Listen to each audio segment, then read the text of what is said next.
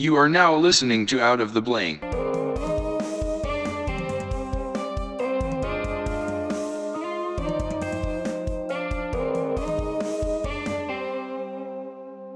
Welcome to another episode of Out of the Blank podcast. I'm here with Jalen Mumford.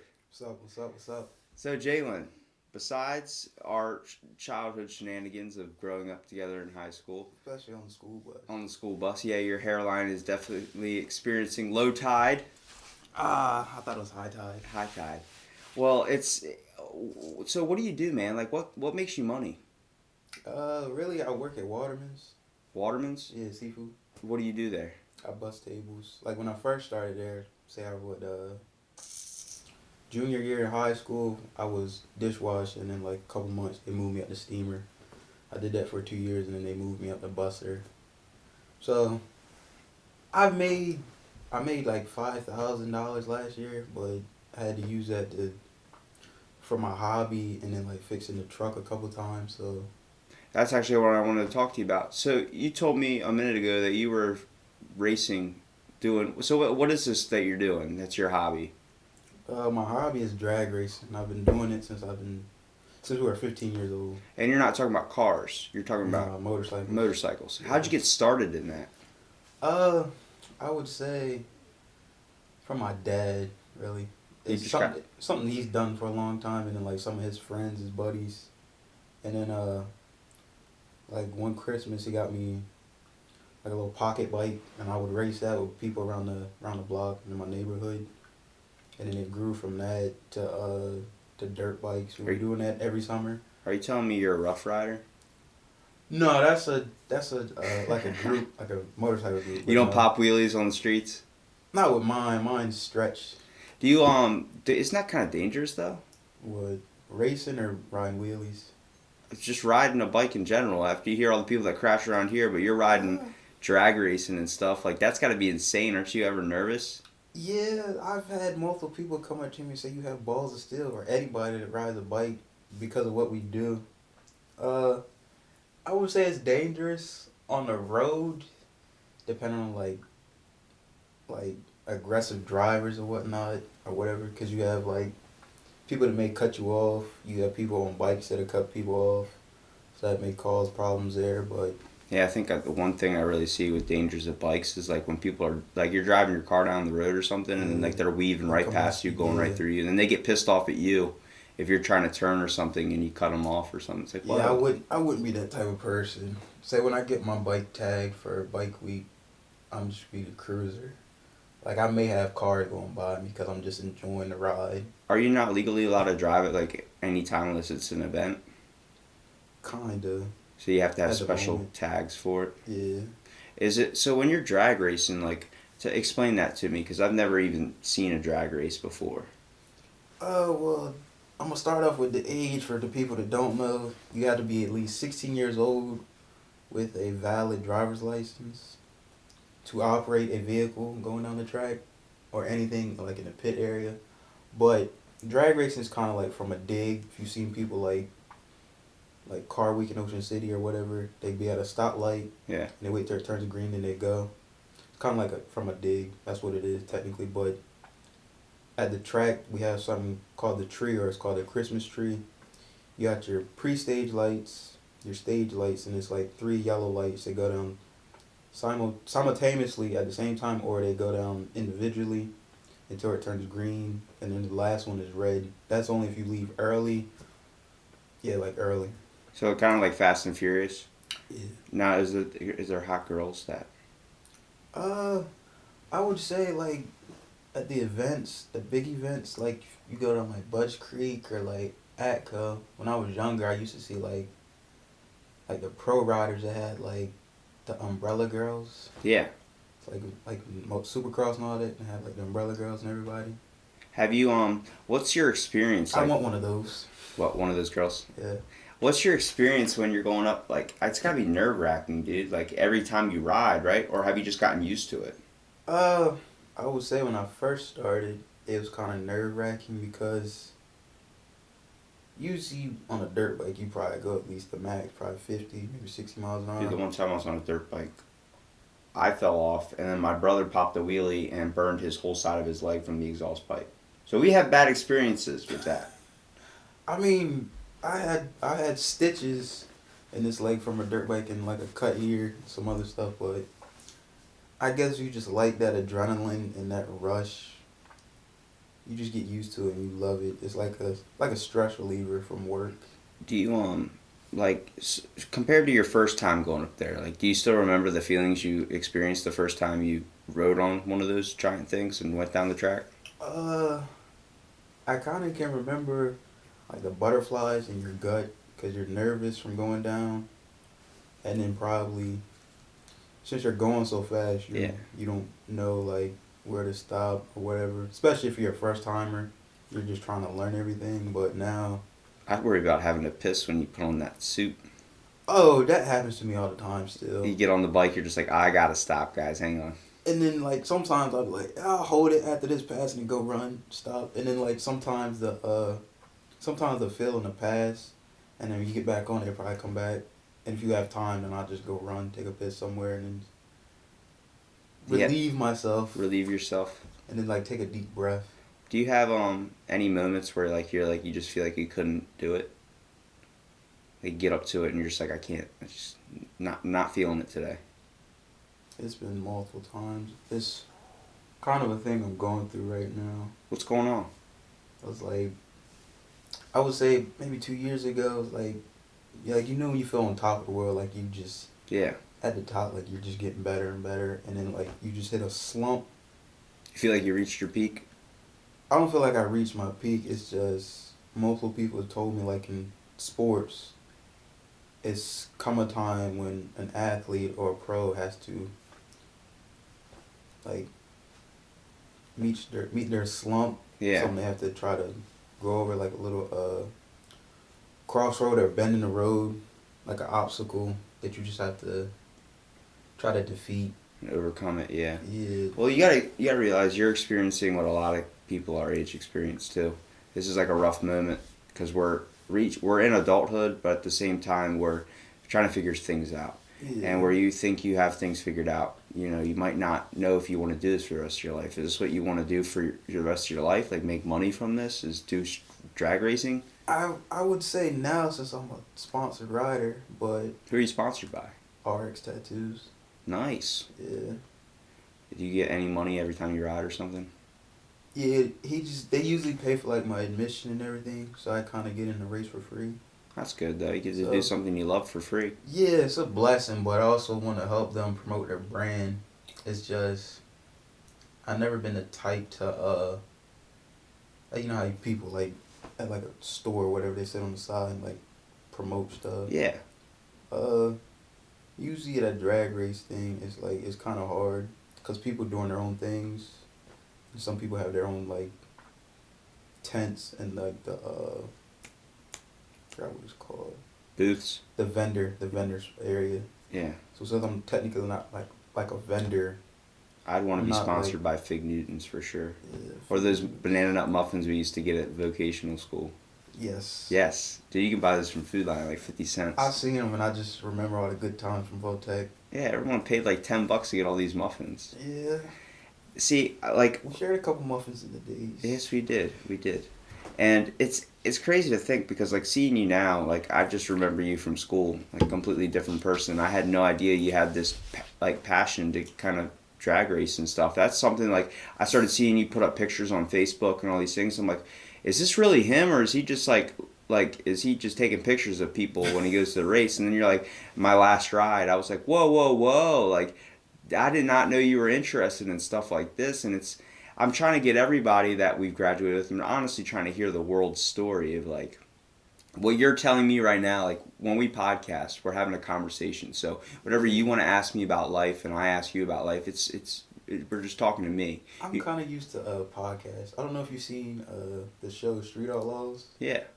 Well, yeah, they used to do a podcast, and then I would just listen to it because they're funny. They talk about bikes probably and stuff too. Nah, they race cars, Yeah. but it's like the dude Chief and then his buddy Sean kind of remind me of like me and like one of my friends. And I really wanted to go back to what you were saying about like your experience in like your that kind of like a slump thing. You know that kind of yeah, you get over that, right? You know that. There's a Yeah, light at the end of the tunnel for that one. I figure it's a confidence thing, and then sometimes people saying that like in drag race we say seat time, which refers to like you always getting out and riding like every weekend. So you're putting your laps in, you're getting like back accommodated to how you've been riding. And if you sit off of it for a while, like I did last year from work and another stuff, then you kind of lose it on along the way. It's not. Is it like a skill you kind of have to keep up with? Uh, Like you're saying, you kind of lose it along the way. Is that something like you feel like if you take too much time off, you start to kind of get a little like rusty? yeah, that's technically what it is. Like whenever we come back after the long winter break, we always say we got to knock off the rust. So whenever we say that is in drag, like Supercross from the whole shot. Yeah. It's your clutch hand and the gas. Uh, a good clutch hand drag racing on a stock bike cuts 1.3s. So that's 1.3 seconds in like 60, 0 to 60 miles per hour. That fast. I haven't done that in like a year or so, maybe a couple months. It's the closest so far has been like a 1.4 or something, but usually I'm like used to like getting like the low numbers. So I start to think to myself, am I like the same person I used to be? Can I still be competitive or whatever? You feel like you haven't really improved? I feel like I'm kind of going back, but the bright side of it was our first race day, like the grand opening, like everything else was like test and tune or like something else. Like the very first race day, I won. My first big win in my whole career so far. It's so funny it had to be on my dad's bike, but Explain to me one of your best moments. Like if you had to pick one race or one moment that you've even experienced on a bike, even if it's like rolling up to the track before anybody's there and just sitting on the bike, like on the track, just waiting. Like tell me your best moment. like I have a lot of good moments, but I would have to say that first win kind of seals the deal for me because it kind of like all last year I would get close. I would make it to the semifinals. I made it to the finals last year, but I kind of let that slip through my hands because I got like too comfortable, whatever, and like Feel like you lost track of what was the main goal. yeah. I mean, when you're talking about your first win, explain to me your first win. When, where was it? Like we race in Delmar, so it's like like Wawa is. Yeah. So it's over there, the drag strip, like Delmar, Delaware International Raceway Speedway, over there. It's where we've been racing for years. It's a good thing. Like people go out there, have fun, whatever. And then when they have events, it's like multiple people that I've never seen before just come out there and just look. Cheap entertainment too. Yeah, It's also it's like a thrill ride. it's fun to watch. First of all, like I mean, if you haven't experienced something like that, I've never experienced something like that. But you spend way more on clothes. Why don't you just go take your family to an event instead of going to a high price like amusement park? Just go take them to something like a drag race. People don't even realize NASCAR races aren't even that. So that's one thing I want to go to is a NASCAR race. I want to go to Dover. Dude, I went to Dover one time, actually a couple times, but the first time I went, the cars were going around the track so fast, and it's loud as shit. And all you see like is one of the tires, I guess a lug nut or something, flew up and hit this dude like way in the back behind me, freaking cut his eye. I was like, you can get hit back there too. I was like, you really think that the people by the fence will be the most scared, but no. Yeah. It's like random stuff happens, and it's like I think my second time I had a skybox. That's a completely different thing. I actually didn't even like it that much. Besides all the shrimp and all that, it was just like you're losing the experience, like the real feel. Like I like going down to the front and smelling the track, smelling that burnt rubber, and then smelling that gas. Like you probably get that same feeling when you're pumping gas in your car. You're probably like, oh, it's bringing you back to the track. I think since I've been doing this for so long, it's just like the smell of burnt rubber or like gas just like gets me going like, oh yeah, I want to go do this right now. Yeah, every time I smell gasoline, I think of Chipotle. I used to do jet skis, fueling jet skis, and I actually was when I was fueling. I was eating my very first Chipotle burrito, and every bite I took reeked of gasoline because I was smelling it basically by pumping gas, and also I Yeah. had it on my hands. So I'm sitting there eating a burrito, and I only got halfway through the burrito. And I was like, and now every time I walk into a Chipotle, it's like, dude, I got to get out of here. It just reeks of gas to my head. I will And say, like when you say like the reason I asked you about if you said your best experience. What's your one worst experience? Like the worst one you could possibly uh, think of. I'm not talking about. I mean, it could be emotional, like how you're kind of feeling now with the biking, where you feel like you've hit like a stop. But I'm talking about like, have you been in any bad accidents or anything that you can think of?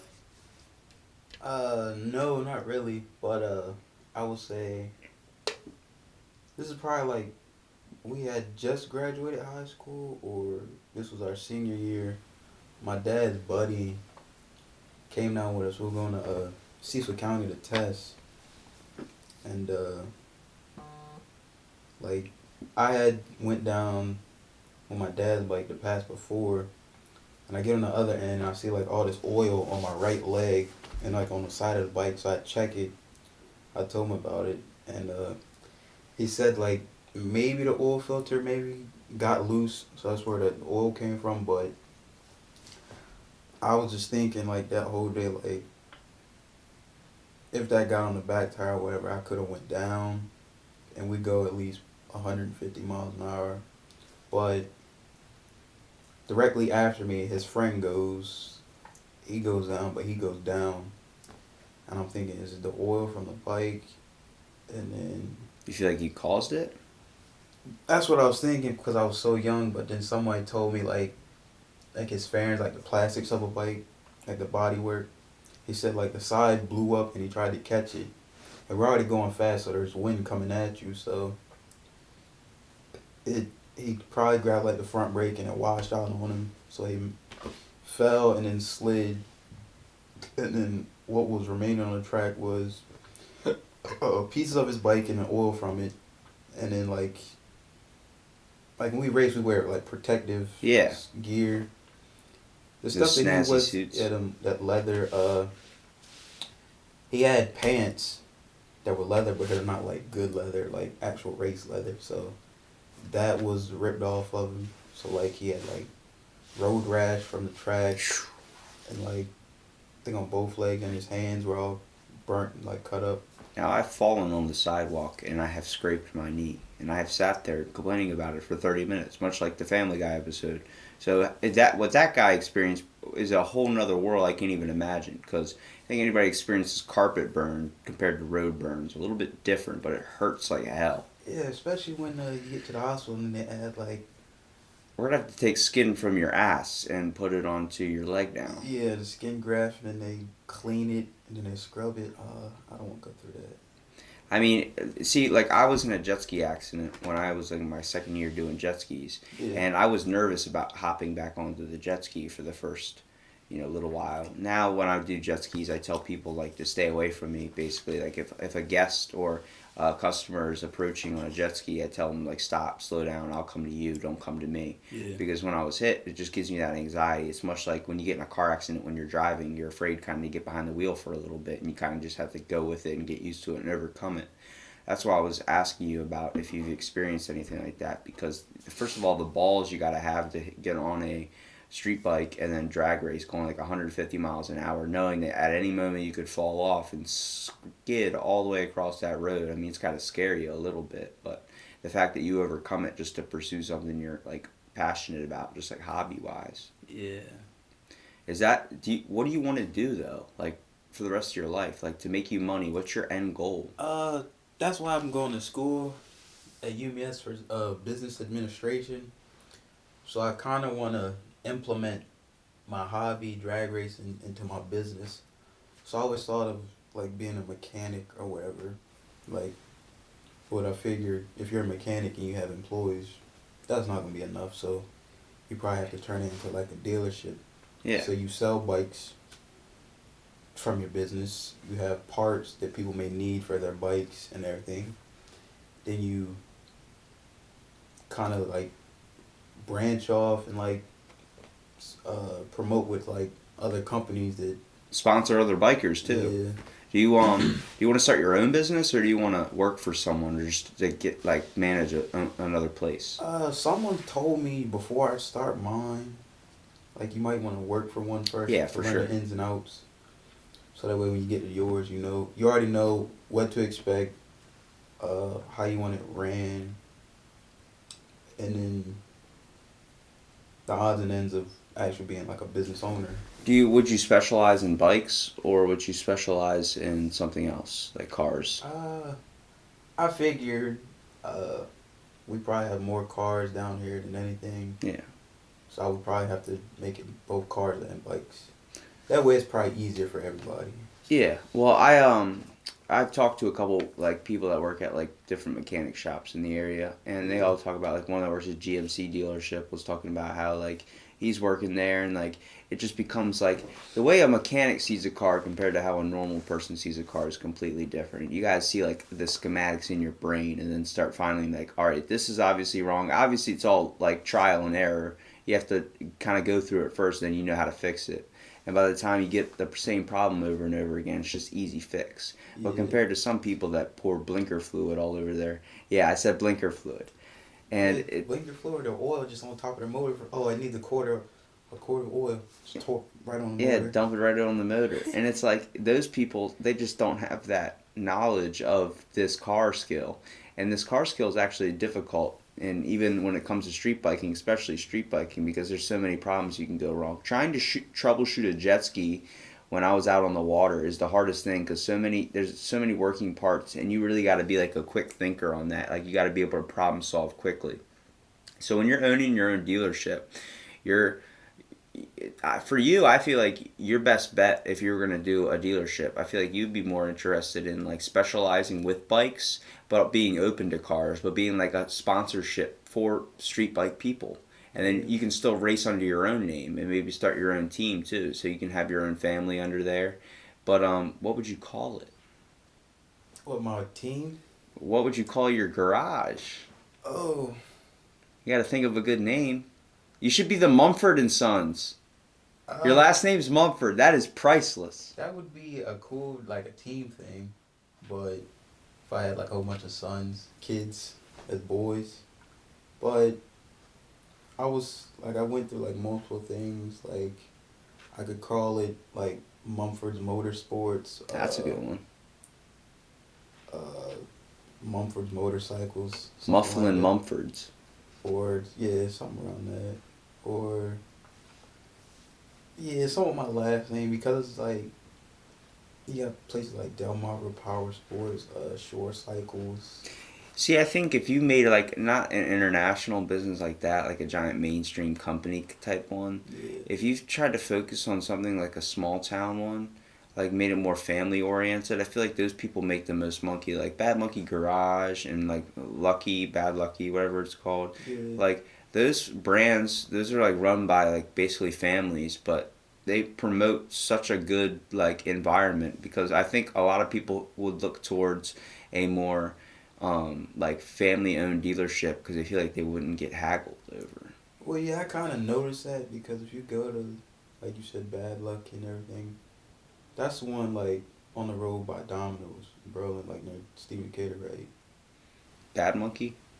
Bad Monkey's a bar, but Lucky's the you're talking about Lucky Garage. Yeah. Yeah, that one. That's Uh, that's what you're talking about. Oh no, Lucky's Garage is on Stephen Decatur Road. That's the one I'm talking about. It's one like you know where like Exxon the Royal Farms is. Right next to Decatur. Yeah, but you go by like Exxon, like you're going towards Domino's. It's another garage back there. Oh, I didn't know that. Yeah, I usually go like there to take like my tires to get them changed on the bike. And I've noticed like I've talked to people in there and they have like, or where old McDonald's used to be. Old McDonald. He had a Yeah. farm. Yeah. Yeah. By like where the old Harley Davidson place Yeah. was. Well, you know like the party shop back there and then there's like another garage. That's owned by a dude named Tim. I forgot what it's called. But I usually go in there because they go to the track too, and we usually buy like race gas from him because he's He's a vendor for the fuel by VP Racing. So, and then talking with him is like down to earth person. I probably say you go anywhere else, then it's kind of more like intimidating than talking to someone like that. Yeah. So I kind of agree with you on like a real family oriented establishment. You don't So, want to feel like organized. they're talking down to you when you go to a Yeah. place like that. You want people to like enjoy their time and come back and spend more money with you. Yeah. Probably come in there, not even to buy anything, just come spend time. Yeah, I mean, like Talk. you get around people that are interested in street bikes. You're interested about street bikes. Like you're into drag racing, so Yeah. it's got to be hard to find people around here that are into drag racing unless you find that social clique group. Like you can't just walk on the street and be like, yeah, name a bike real quick. Oh, me? Yeah. Like mine, I have a Gixxer 1000. I wouldn't know what the hell that is. So you came up saying, "Hey, I got my Gixxer 1000." I'm like, "Is that a disease? Are you sick? Stay away from me. Stay away from me." See, it's like, but when you find those social groups, like that's what we're all kind of looking for in life. Like I need to find a social group when it comes to. I click with a lot of people. Like I'm not against anybody's personalities. We all are not meant to be compatible in this earth, but Yeah. you know, you need your social groups. You need those people that have like interests with you, or you're not going to be able to pursue your own even farther. You wouldn't be able to drag race Without the with without people that brought you into it, and without Yeah. people that were into it too. Like, hey, you want to go to the strip? Oh, I'm not feeling it today. Get your ass up. We're going down to the strip and we're gonna drag race. Like, all right. You know, Yeah. that's actually like I'm glad you said it like that. Like, get your ass up. It's like this dude, Montrell. He's like a big brother to me now. I met him. It was at UMS one day, like my freshman year. He was in Tall playing basketball, and he just came up and talked to me. He was like, "Hey, don't you race at the drag strip?" I was like, "Yeah." Like I seen you before out there, and then we started rapping, telling each other our names, and then from there we became best friends. And then like usually from time to time, like I haven't started it yet, but throughout the weeks, it's been months now. Like one of us will send up a message talking shit, and then like the other just continues. So I told him the other day, like I'm gonna take a break off to try to clear my mind from racing, cause my bike isn't running right. And then he'll like mock me like, my bike's not running right, I'm a bitch. Yeah. He's giving you that tough love that gets you out there and gets you back on the track, man. Yeah, but I mean, you gotta get us around each other. It's like a 24/7 shit talk fest, and I enjoy it. Those are the best friends sometimes, man. Those are Sometimes, the best sometimes friends. there are moments you're just like, all right, seriously, I'm not in the mood today. Like, stop doing it. And they'll still kind of pick at it, and then they kind of get the drift. Like, if you don't open up after that, but Yeah. having friends you're able to joke with and talk shit to each other, like that gets you motivated and gets you going to the track, man. It definitely makes whatever you do more enjoyable. You're telling me you're sitting there after a long work day and you're like, I don't really feel like going to the track, man. I'm kind of tired. And he texts you saying, get your ass to the track. Stop being a little bitch. Like, you are going to be like, all right, look, man, I'll smoke you out. And the next thing you know, you guys start bantering back and forth. And the next thing you're at the track getting on that bike and going out. And it gets you like smiling too, man. Like, I see it. Like, It does, like, it lights you up. Like, what the fuck's this guy talking about? I can go way faster than him. Like, it's all about proving. yeah. It's kind of like a thing about it too. Like, if you haven't enjoyed or been to a drag strip, you gotta go, cause you may meet people you never knew, but in the long run, you may start to enjoy it, and then they just become family. Yeah. Like when I first started, I had like a small group of people I knew, like my dad's friends, and then when I started getting better, and we started meeting new people, then like they all became like race family. It's not even just with racing either. If we were more like that in the world today, you know, It'd be a better world. it for sure, dude. Like I experience, like when I go to the stores now, I'm always trying to like start a conversation. There's a dude behind me when I went to Food Line getting my lunch or whatever. And he was a security guy. I didn't know where he was, but he looked like a mall security dude. So I was like, he probably works Gold Coast or someplace like that. And I was like, he was, because I put the Like bar from up. Mall Rats. Yeah, basically. And I put but not the Paul Bart type. But Uh-huh. I put the line up so he can put his groceries up. He's like, thanks, man. I'm like, yeah. I'm like, where do you do security at? And just starts talking.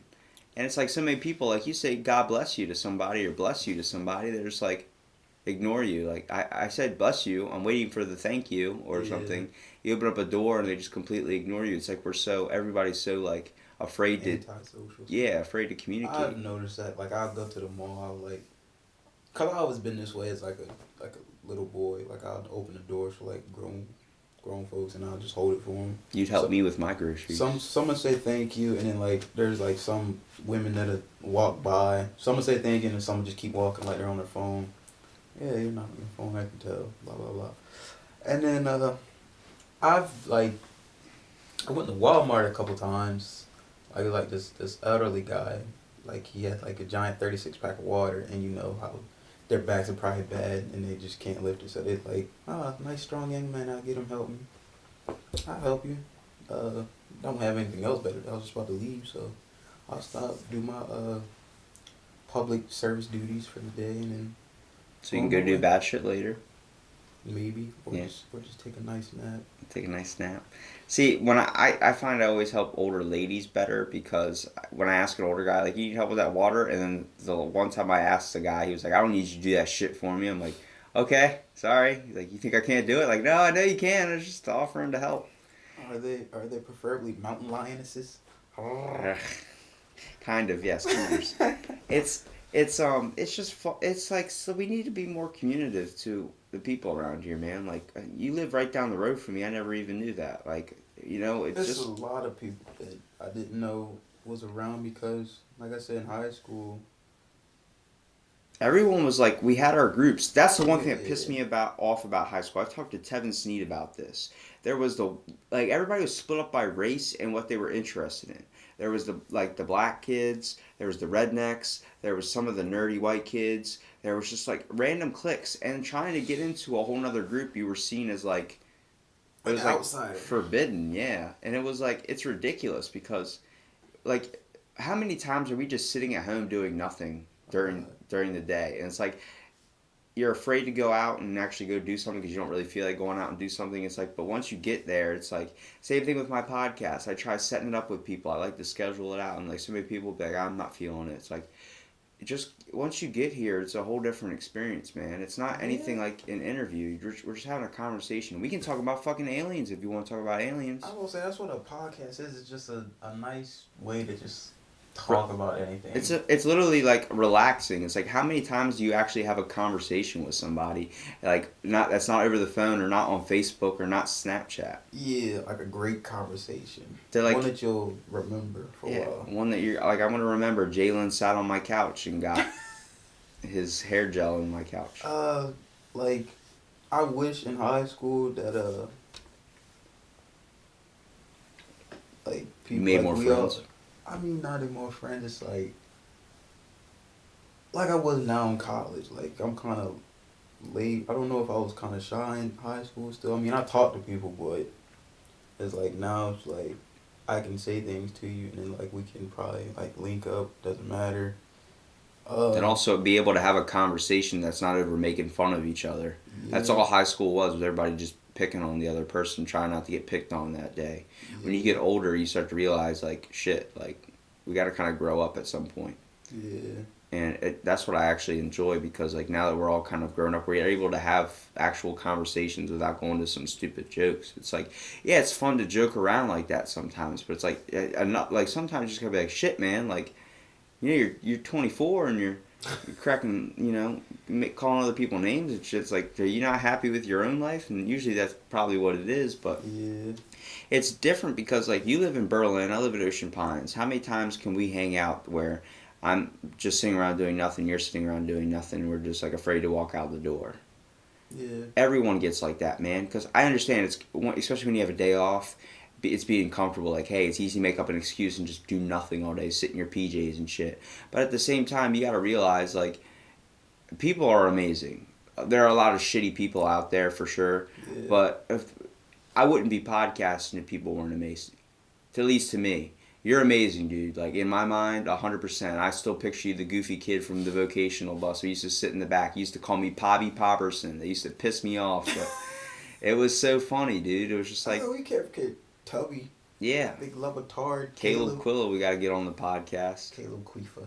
And it's like, you guys got to understand, like, once you start realizing the world is beautiful, like I've had a couple near death experiences, but when that feeling you get after having one, I don't know if you've ever experienced one, your whole realization on life changes for like 2 weeks. You're literally like, everything is like, oh, it's so much more beautiful. Colors are so bright. It's like taking LSD or something. You have a sense of the world. But when you learn to understand, like, if you just start looking at things, if you're having a rough go at things, like much how like you're saying, where you feel like you're in a rut, if you just take the time to look at it from a different perspective. Are you in a rut, or is there things you can add that you can progress forward, and you just don't know what those things are yet? You haven't hit your peak, dude. You haven't hit anything close. The peak is not a thing. I don't think it's a thing. If you let something be your peak, that means you've given up on trying any farther to get past that. And dude, what you're doing is amazing, and it might feel like you're not really progressing any more than you were before. It's because it's like when you learn HVAC and you already know so much stuff, or you learn carpentry, you already know so much stuff. It's like your book's almost full, but there are always going to keep being new pages that are going to go in it. Yeah, there's. I was like, from now, my perspective is, okay, you may know some things, but there's always something you can learn. There's always something you can learn, because technology is still advanced, and there's still languages out there that some people don't know. Traveling, there's a whole lot of things you can I'm learning Bulgarian right now, so like in college. I've learned, like, it was like a speech class I took, like nervousness, like someone's body language or something like that is something that you can read off like easy to tell if they're nervous or not. So that's another thing. I feel like I didn't really think of it in high school, like actually going to college, until I finally did. But it was definitely like a big thing for me. Like, I got to meet new people. I went to like some of the social events. yeah. I kind of like blossomed as a person. Dude, I the first one in my family to go to college and graduate. I still haven't even received my associate's degree, so I started applying online to all these fake religions. I'm an ordained minister under the United Church of Bacon. I got it signed by Maryland Courthouse, bro. I went and paid $45 and got that signed. I could officially marry people. It's the whole aspect, like, degrees are ridiculous. The fact that we need those, they don't really do anything with life. Yeah. But the fact is, school, they're a great way to meet people, but everyone's too afraid to talk to other people. The reason why we're shy is we're afraid to put our thoughts and feelings into something that's new, or somebody that is new. Or you don't want to look. Alright, say we're in high school still. Okay. And we're sitting with each other at the lunch table. And, like, we see a group of people that we probably want to be friends with. We're probably discussing on who's going over there, if we're going over there together or what, and how we're going to introduce ourselves, like how are we going to start off the conversation. You try to get everything like that together before you go over there. Take a deep breath, because you don't want to get over there and probably sound like a weirdo or like a creep or whatever, or someone that they probably not going to want to talk to ever again. It's I had Drew Lito on my podcast, and I told him the one thing that he had figured out. I haven't seen Drew in a while. Yeah, I mean, he looks good, man. But, like, I told him, I was like, hey, like, the one thing you had figured out before everybody else, you didn't give a shit about what anybody thought of you. Everyone cares about what other people think. That's the biggest thing. That's kind of my That's days. what hits the barrier. What do you mean that's kind of what? What are you talking about? Because that's how I am now. Like, I would say in high school, I always thought, because the group I was around, I probably figured, like, I have to make sure this is right or whatever, because I'm probably going to talk about this or whatever. Now in like college, like, I don't give a fuck. I just like, because if you look on a college campus, some people just, they're either still in their PJs or they're in like basketball shorts. College is literally like, you can do whatever you want, to be honest with you. It's school without, you're an adult parents, now. Yeah, so like, you don't, like, I remember one kid in my class in college raised his hand to go to the bathroom. Teacher's like, why the fuck you asking me? You're 26 years old, go to the bathroom. Yeah, I haven't experienced someone raising their hand, but I have just gotten up and like, I'm just about to go use the bathroom. I'll be right back. My anxiety from it is complete, like, school is completely gone. I'm in college class, I'm just sitting there, I'm like, I got my keys in my pocket. If I honestly want to get up and just not be here, I can just like I'm not feeling it today in the middle of class. I just get up and walk out. Like the teacher's gonna ask what's up with that, and maybe like I just didn't feel it. Like okay, well you're an adult. I'm not gonna control you. You're paying to be here. Yeah. So it's not like you're forced to learn or anything. But I feel like if school, like obviously, like especially when you're that age, you kind of gotta go and you kind of gotta figure it out and stuff. But it's like if the environment was better, like a cool thing that I should have done, and I just thought about it. Every day at lunch, I should have sat at a new table. It would have sucked, but like, cause trying to get into another group, they look at you like, like who the fuck's this guy? And no one wants to talk after that. And if anything, they're just gonna crack jokes and make fun of the person so they feel uncomfortable and leave. Yeah. It's like, why are we doing that? Why don't we just be more open? You don't know if that person could end up being your best friend down the line. Yeah, and then I started to like think sometimes like, I know we're still young and whatever, but I wish some high schools were kind of like college campuses. Like you had the opportunity to stay on campus. I mean, either way, it was still getting paid for by your parents or whatever.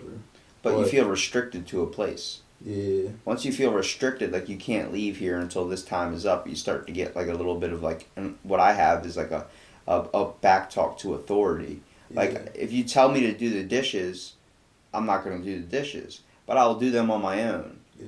And it's just the whole aspect. Like I feel like someone's talking down to me. I can't function. Cause I could imagine Decatur being a whole lot better. Like that whole giant field is off to the left side. Past like the practice fields and all that. If you turn those in like little student housings or whatever, you have the people that are still around that can either drive to school, like commute. Or you have ones that just stay on campus and probably like ride a bicycle there, whatever. Well, the problem is, those are still high school kids, so they're still not even able to live on their own yet. Yeah. See, but I like your idea though. But I think if they turn that more into a community thing, instead of being like there's these after school clubs you can join and stuff, those kids had it figured out. They found a group of people that had similar interests and stuff. Yeah. But like if they had more of those in classes during the day, if they started pairing people up, like do a survey test, like. What are you interested in? You start writing down a whole bunch of stuff about biking and mechanics and stuff. They're going to pair you in a class with biking and mechanics. Yeah. Like, you still have to go to math class. You still have to go to your classes that you're scheduled to do. But the whole fact is, you're going to be in a class with people that you vibe and click with. Now, that might affect your learning depending on how you take it. But if you're really honestly there and you're just trying to experience, like, get through, like, a lot of kids, they just talk about, I got through school.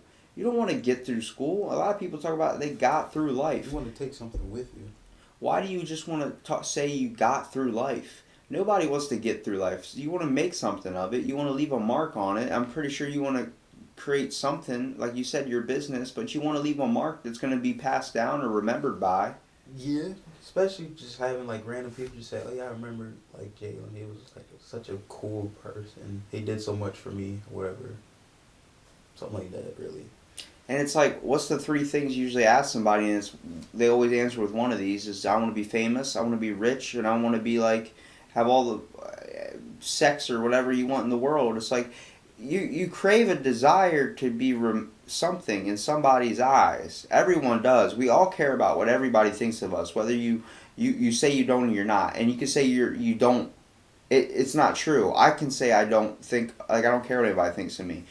I can say that Drew says he doesn't think, like he doesn't care what anybody thinks of him. He does on a small scale, but he doesn't let it hold over him and grasp him and control his life by it. Yeah. We're all worried about, like, how many times do you go out like, I'm not looking right today, I can't go out and do this, or like I can't go there because I look like this, or I don't want to see anybody because I look like this, or it's like how many times, because we're so worried and we're so judgy of other people's looks and shit. It's like half the time I record my damn podcast in my freaking PJs, bro. I don't care. I'm in my sweatpants chilling.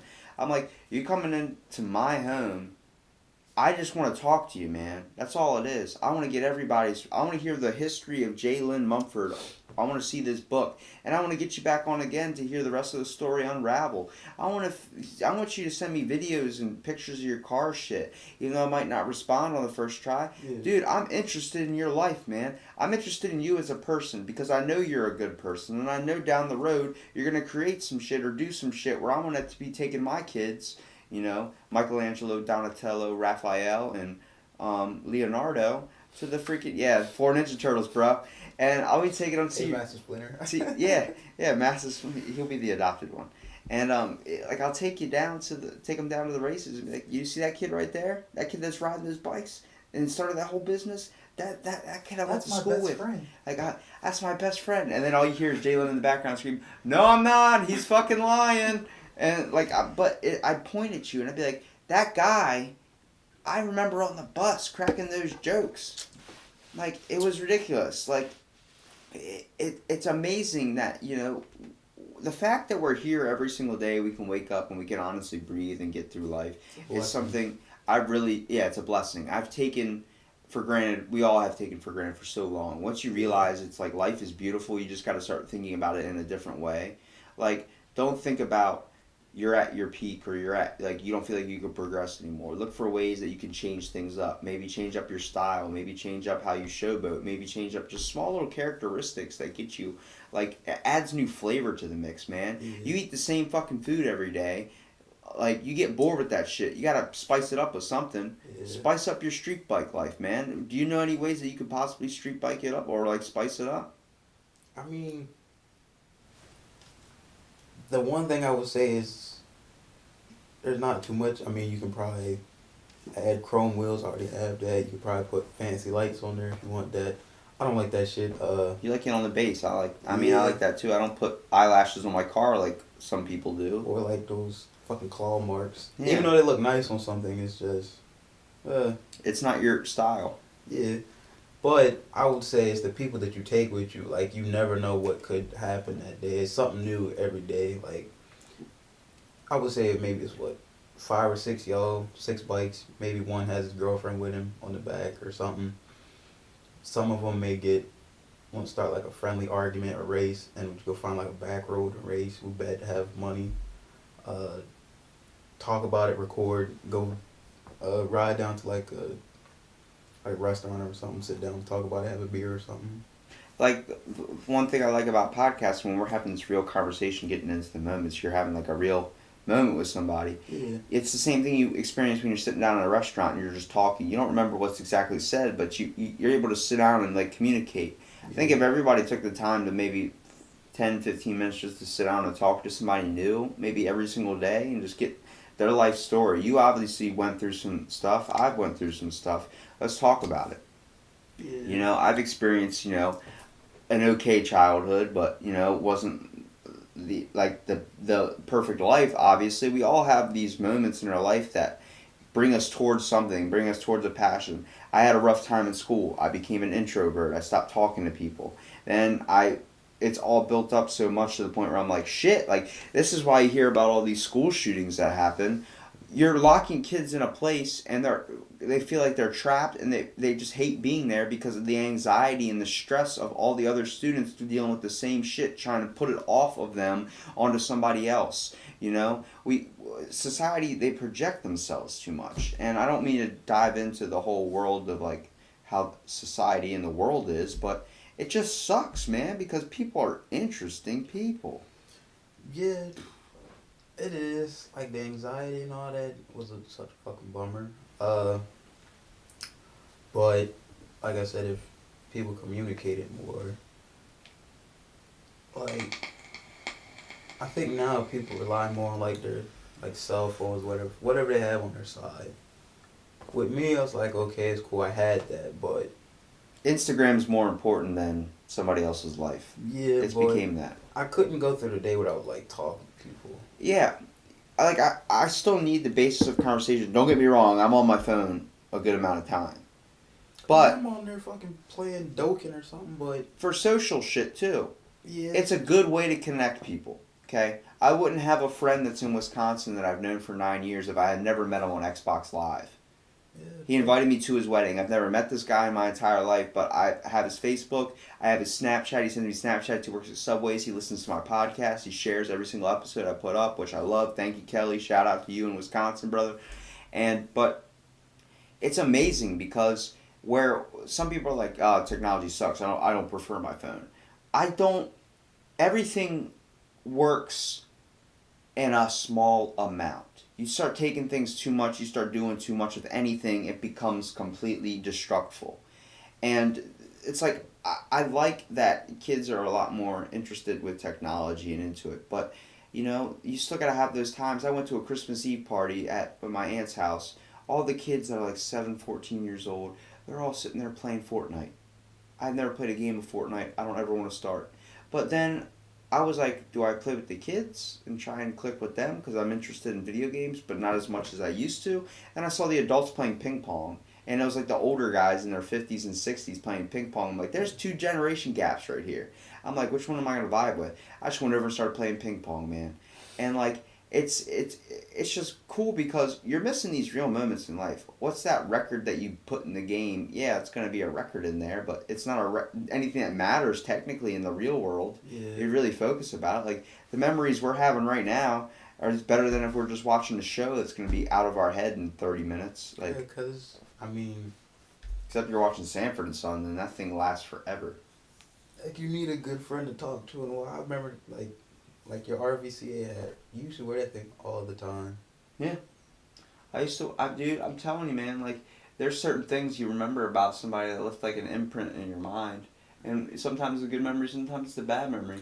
I have no hatred for anybody from school. I really don't. I actually want to talk to everyone and just get their thoughts. Because if you really focus on why are these people acting like this, like, why are people jerks in the world, it's not their fault sometimes. It's the way they were born, way they're created, way their life has turned out, and sometimes they're not satisfied. But sometimes you just need to sit down and, hey man, what's going on? Why are you at level 10 right now? And we're just talking. And they're just like, oh, I got some stuff going on. Well, fucking tell me about it. Once you realize like everybody has shit going on, you start to look at people different. You start to enjoy life different. You have a new perspective on everything. You're just like, we all have stuff going on, and the fact that we're able to communicate and move around in this world together and function as a society is beautiful. The fact that you're able to go do street biking, the fact that I'm able to do podcasts, and the fact that we're able to combine that. I'd like to go to one of your drag races one day and podcast with you before you go out there, then after.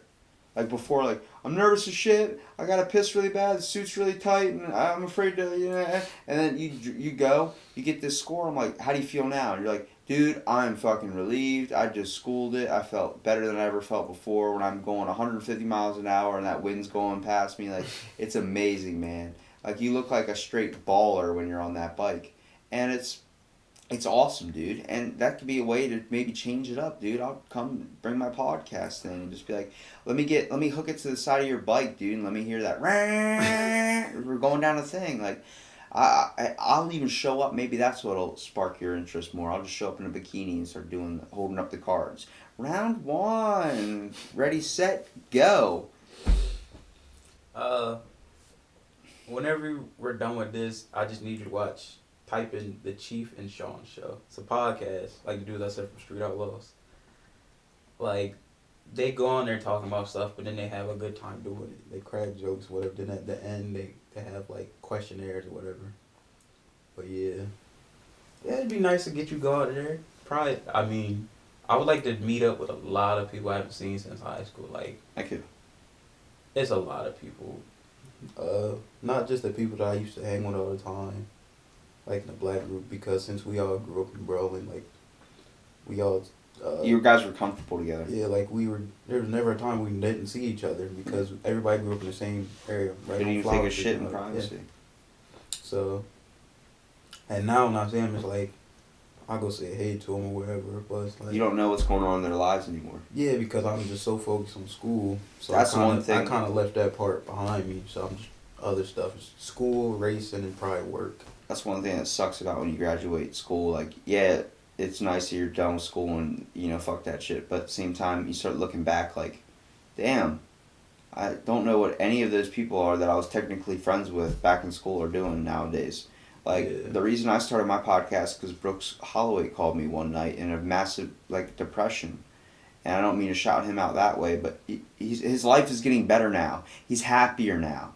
But he felt like his parents controlled him his whole life. He felt like he was meant, like, to do so many things and he never accomplished it. Like, that's a lot of guilt, and we're all experiencing that guilt. I'm experiencing that guilt with multiple things. You're experiencing a guilt in some type of way. You feel like you're not achieving what you thought you were going to be doing. And adults get into that, and when we see, like, the older people that are depressed with life and upset and angry at everything is because they feel like they never got it, and it's because they kept in that slump. You need to realize, like, you can do anything you want to put your mind to. All you got to do is start changing the way you're living. If you want to go after this, then do everything towards that. Stop sticking with the same routine because you're comfortable with it. Break out of that shit and go do what you wanted. I wanted to start a podcast. What do? I start pissing off people on Facebook, messaging old friends like I did to you. Like, hey, you want to do my podcast? Hey, want to do a podcast? You're like, shit, man. Yeah, I'll do it. And then, you bailed out a couple times, but we got you here. Yeah. And it's like, now that you're here, aren't you glad you came at least? Yeah. Be honest. You can be honest. Yeah. It's nothing bad. It's like, they're like, people think it's going to be an interview. I'm like, nah, man. We're just going to shoot the shit. I started diving down the rabbit hole with conspiracy theories and all these stuff that I had no idea about. I have a whole freaking binder right here about, here's one article right here. Project Andrea. Government missions and shit I never knew about. And it's like, it's interesting to know that there's like these little secrets to life. There's these little moments where it's like considered black spots. And it's like, it's cool to know this shit, man. I didn't know, like, my interest is in what other people are interested in. I would love to come see your race, man. Shoot me a ticket one day. I'll be more than happy to show up, dude. Okay. I'll take off work. I'll fake sick. I don't care. I got sick days. But it's like, it's something I need to go experience myself. How many times do you go out like, hey, do you want to go out to eat?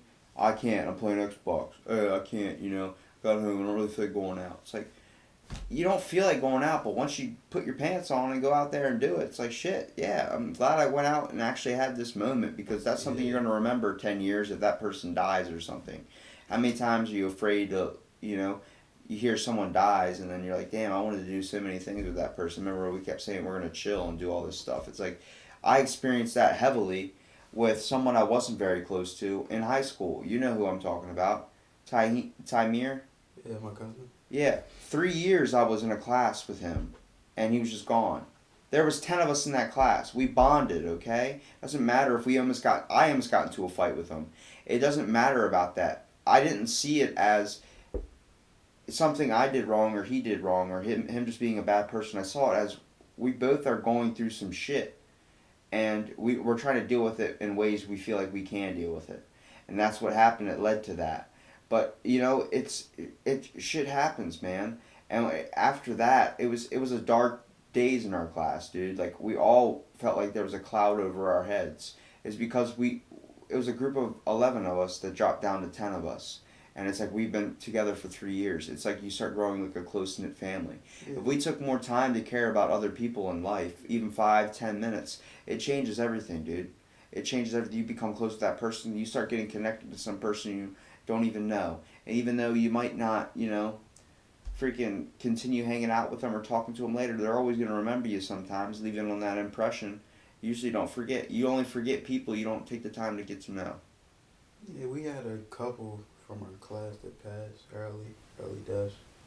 We've had about, out of our graduating class of like 450, I think it was, there's about 15 kids that died already. And probably some that we haven't even heard of that are like in another state or something. It's ridiculous. And it seems like the younger kids are seeing it too. Like, they're getting into car accidents. They're going through the same shit.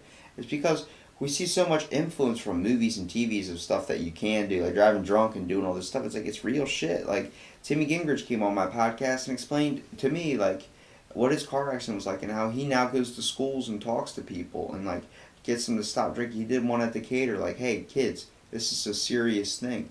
I never thought in a million years Timmy would change his life like this. And he has. It just took a dramatic car accident to get him into that point.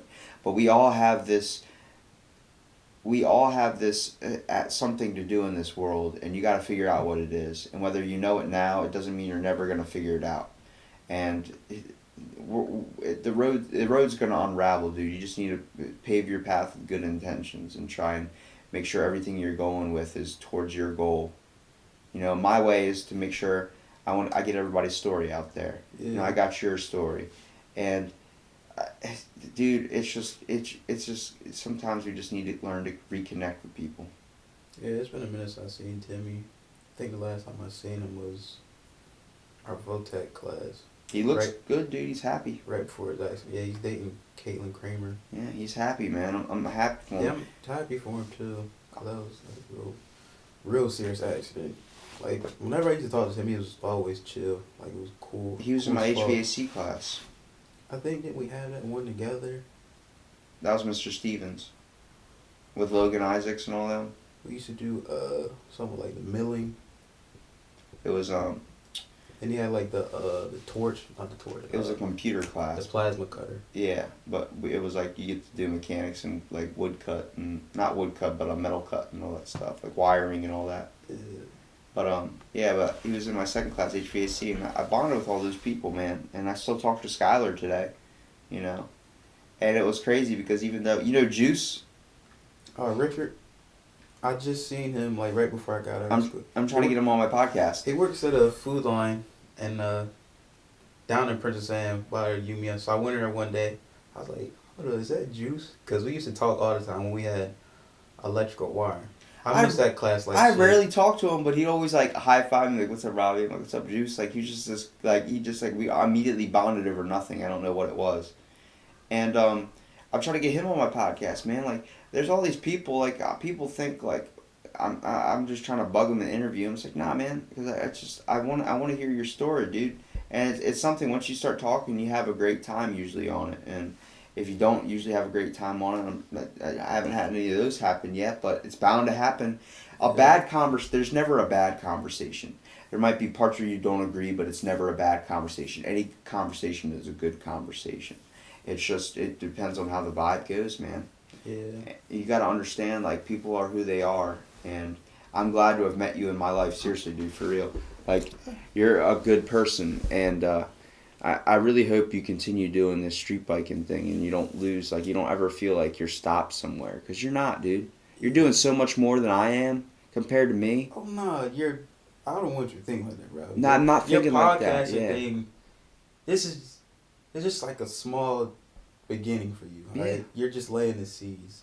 This can be so much bigger. Like, you add, like, maybe like a camera to record live or whatever. I was planning on doing that once I hit 100 episodes. And then probably having, like, other guests besides me. Probably getting, like, local in town here was probably, like... I got the guy that owns Ocean 13. Swellfellows were on. Yeah, like business owners or whatever. It's just starting, and it's easier now to try and get people to podcast, because instead of going, "Hey, you want a podcast?" They're like, "What's your podcast?" I'm like, "I've had like 5 people on." They're like, "Okay," and they're not really into it. But now I'm like, I've had 70 people on. Like, they're like, "Oh shit, like, that's pretty cool. Like, can I listen to some?" I'd definitely love to come back. And then, like, you're looking through the YouTube of it, and you're like, "Oh my god, like, I know him, holy crap." And you start hearing their stories, like, "Wow, that's pretty cool. I didn't know they thought like that." Like, someone's going to hear this one. Probably this is what's going to get Caleb on. You know, you don't know. Because there's, like, I just want to rekindle some of that old, just talk to people that in high school I don't see anymore. Like, you said your passion is, what, this and then gaming? Yeah. In high school, we probably could have been on the weekends. If I didn't go racing, we could have been going go-karting, go to Ocean City, or probably have, like, LAN parties. I've seen YouTube videos of LAN parties. Always want to do. Dude, I would have loved to go go-karting. Dude. They look fun as shit. A LAN party, everybody, snacks, probably Gatorades or whatever, Mountain Dews all in the room. Oh yeah. Probably gaming for hours and then just going out and doing something. And it's funny, I have different groups of people I click with. So I have like the gamer guys that are all like World of Warcraft, like up at like 3 o'clock in the morning with Mountain Dew doing that stuff. Yeah. And they're like, "You want to play World of Warcraft?" I'm like, "Dude, you know there's so much porn on my computer, I can't play any games like that." But it's like, it's cool because I'll go over to their house and like chill with them, and I'll just sometimes just turn on the podcast recorder and be like, "Let's just shoot the shit." Because sometimes you're talking, you're like, "Why aren't we recording this?" And like, I mean, dude, I'm telling you, man, I'm more than happy to have you back on for sure. I want to get you on with like Caleb and then do I want to have returning guests. That'd be funny. I have a spin-off series too where we focus on like specific topics, but it's just stuff you're interested in. So if you start saying, "I'm interested in the history of street biking," I'll look up all the shit behind it and we just talk about it. We just talk about everything behind it, all the little like act, like maybe some of the major acts and maybe some major events, maybe some major people that are involved in it. It's just because I like seeing your face light up. I like seeing everybody's face light up when they come on here and start getting interested in something. Because once it's like me, once you start talking about something, you immediately can't shut up about it, and it's cool to see someone just go off like, you just talk for like 55 minutes straight, and they're like, what, really? I'm like, yeah, man, time flies when you're having like a good conversation. Yeah, you really can't beat a good conversation. You just can't, man. And Jalen, I really appreciate you taking the time to leave your comfortable house, come to my humble abode, and be on this podcast with me, because it was an experience. And I mean, if we're not even glad podcasting, I'll just come over here if I'm not working or whatever. Hell yeah, You dude. said you have an Xbox. I got an Xbox, yeah. 55-inch TV, son. What game you want me to kick your ass in? Mortal Kombat? I gotta get Mortal Kombat. I got a I gotta get the new PlayStation though, one. but I'm good with anything I can play. You're good with anything? Yeah. I could be turned into something a little bit dirty. I also got like a foosball table too. I'm trying to get set up. I have it at Skylar's house, so I got to bring that over. Okay. But you probably do like cornhole or something. But like it's like pitching horseshoes, but the cornhole thing, like you throwing those beanbags. That's an old man sport. Hey, sometimes old people are fun to play games with. That's true. They have the best stories. Mostly about the war. Yeah, I mean, sometimes, like, there's been times where I'll just be playing basketball, and, like, there's an older guy that I'll probably pick up before a younger person because I don't have time sometimes for, like, the extra bullshit. Yeah, some people try to do too much. It also sucks when other people put their drama out into your life.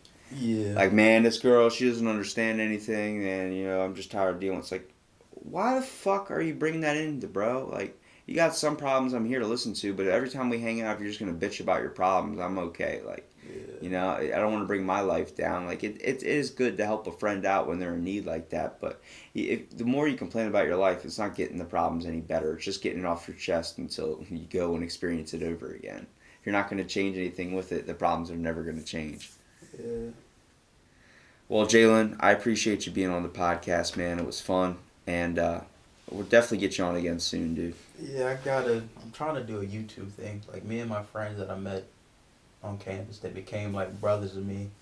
Me and this one, Ymir, we're trying to, like, we've been thinking since, like, last year, starting a YouTube channel, because pretty much if we're not in class or doing, like, homework or playing a game, we're probably on YouTube watching all these, like, reaction channels, gaming channels. Are you guys trying to start a podcast, too? I think I wanted to think of doing a podcast, like the Jalen and Whatever show. Do it, dude. Probably like my sophomore year. I want to be your first guest. And then I'll definitely think of it. I got to think of someone else who would join. Someone that I can click with and we can crack jokes. And then just our guests. It'd be so much Dude, better. I'll crack jokes. I got you. What you trying to say, dog? It doesn't matter who. I got quick comebacks. Let's go. It's going to be jokes on jokes on jokes. That's fun, dude. Endless supply of jokes. It's your show, so that's how you run it. That's what makes it awesome. That's what makes it different. That's what makes it inspiring. It's just to have a good time. Yeah. It's like a roast meat. Oh, it's a good way to kill a couple hours. And then it's just like we played, like, our friend had Resident Evil 7, and, like, it was a part. It was a girl going through that house in the swamp, and then the mother was following him, so it's like the jump scare kind of made him jump, so it was funny. It's like, remember that time you jumped like a little bitch, and like one person like, I don't want to talk about that, but now we're gonna talk about that. Like, I want to catch moments like that because that's what brings in the viewers, and that's kind of what make us grow as a channel. Yeah. So, it's not like, I don't know, like, we haven't thought of a name of it. Yeah, that's probably our main part. A name of it, probably which category or section of games is it going to be? Like a reaction Survivor, videos, reaction type stuff. Racing games or shooters. Because, like, now, usually we'll play, like, Dead by Daylight. I don't know if you heard of that. Yeah. Or, like, Apex. I barely game. I used to be so into it, but like the only thing I play now, like I just bought Naruto, and I play a little bit of that. But I have my PlayStation on some rest mode, but I played a game. I haven't played in like couple weeks. It just sits on YouTube.